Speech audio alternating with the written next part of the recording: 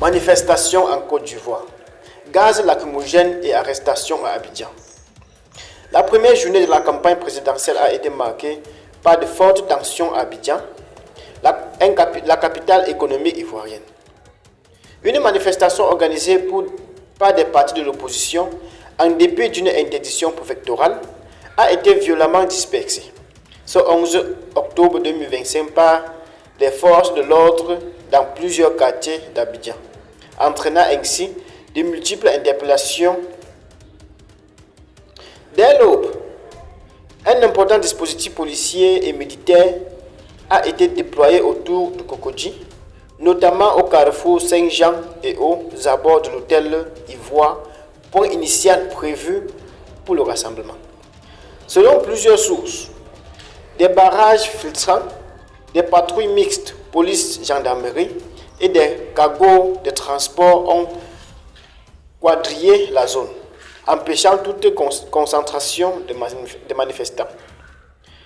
On constate des arrestations musclées et des courses-poursuites dans les rues adjacentes, comme en témoignent des vidéos amateurs publiées sur les réseaux sociaux Facebook. Des affrontements ont également été signalés où des militants ont tenté d'ériger des barrages de fortune. Les forces de l'ordre ont riposté par les tirs de gaz lacrymogène pour disperser les regroupements. Plusieurs manifestants ont été embarqués vers des destinations non précisées. Aucun bilan officiel n'a encore été communiqué.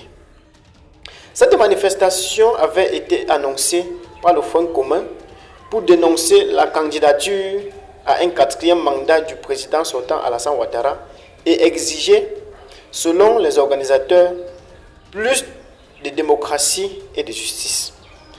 Ce que la préfecture d'Abidjan a interdit, évoquant la nécessité de maintenir l'ordre public.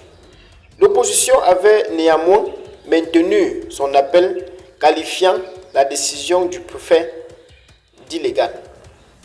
En Côte d'Ivoire, le climat politique reste particulièrement tendu depuis le rejet en septembre 2025 par le Conseil constitutionnel des candidats de plusieurs figures de l'opposition, dont l'ancien président Laurent Gbagbo et le leader du PDCI, Tidjam Thiam. La campagne électorale s'est ouverte officiellement le 10 octobre pour une durée de 14 jours.